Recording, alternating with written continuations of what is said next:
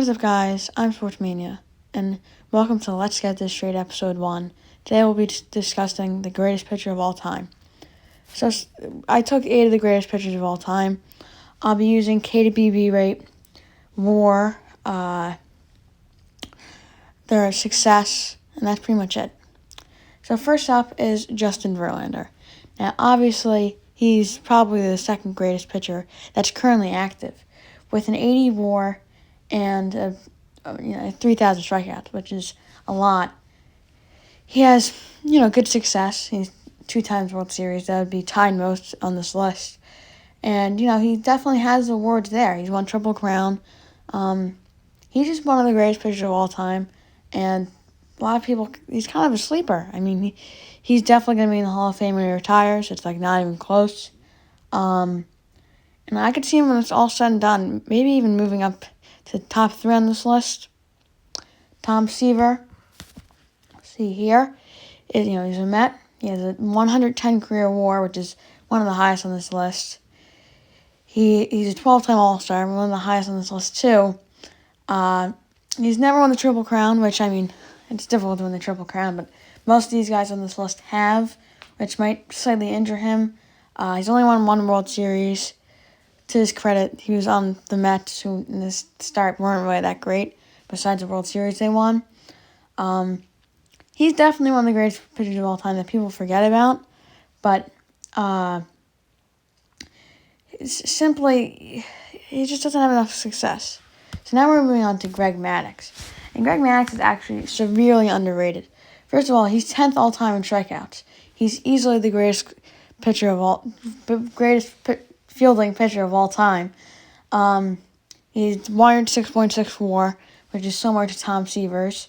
He didn't walk any batters. He struck out, like I said, he's 10th all-time in strikeouts, which is really good.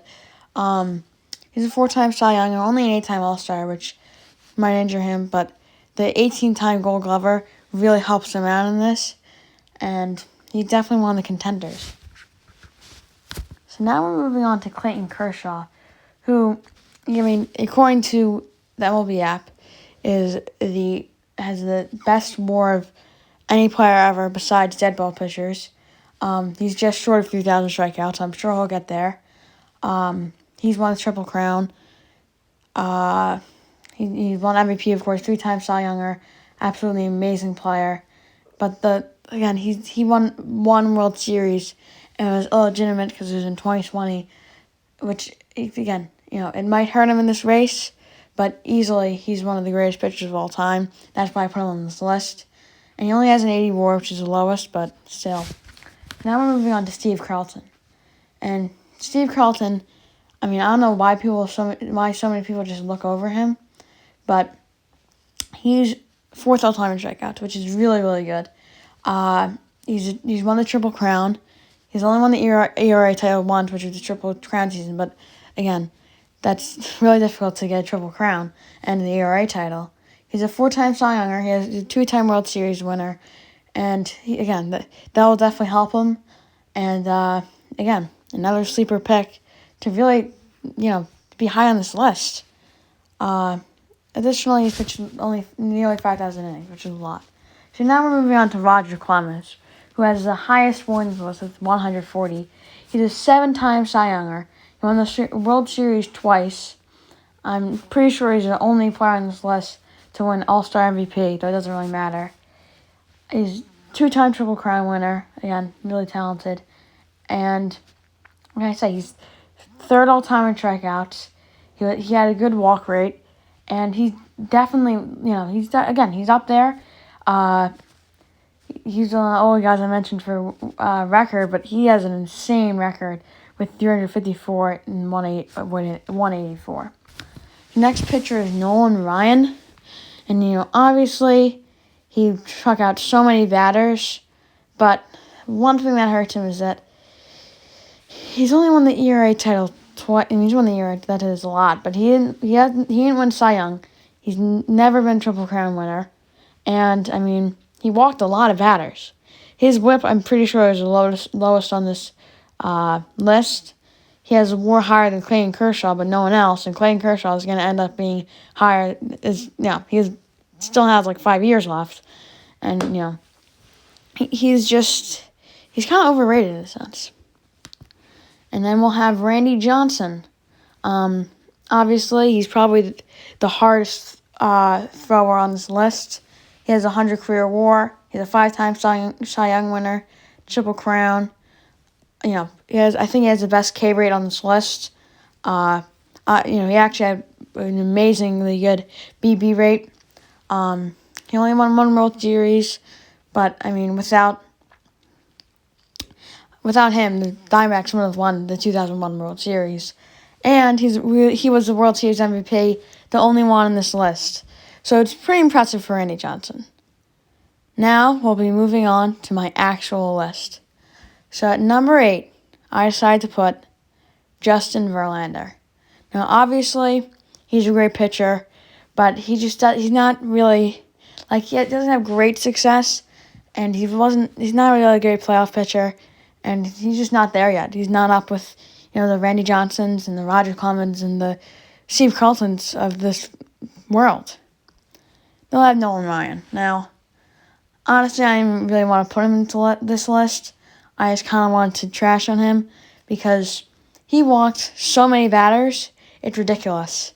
He has twice as many walks as second place in the all-time walk leaderboard. Obviously, he's a great K pitcher, but no Cy Young kind of hurts him. Number 6, we have Tom Seaver. Obviously, a great pitcher. This is where we get to the pitchers I actually think are, really, really good. But Tom Seaver, like I said, not great success. He doesn't have. He's too far back in time, and I just don't love him. He's obviously really good, but I don't know. Now we have Clayton Kershaw, and obviously he's a great pitcher, but he's all-time leader in ERA, like I said, so he definitely has to be in the high spot. Now we're moving on to the top 4, and if we're just gonna go straight up WAR, Roger Clemens is by far the winner. So you'd think that I'm going to pick Roger Clemens. So if you think that, you can just click off of this video, because that's what's going to happen while you're still here. Just kidding. Roger Clemens, steroid user. I would never, ever pick a steroid user to actually be good. I was planning on picking him in 7th, but you can't use steroids. People always make the mistake of arguing that everyone used steroids, but why weren't they caught, right? Number 3, we have Greg Maddux.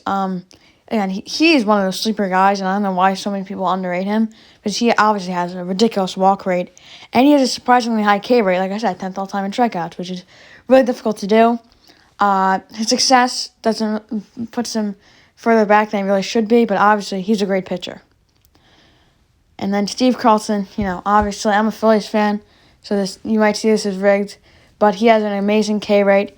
He has 2 World Series, which is, tied most. And he has a good walk rate.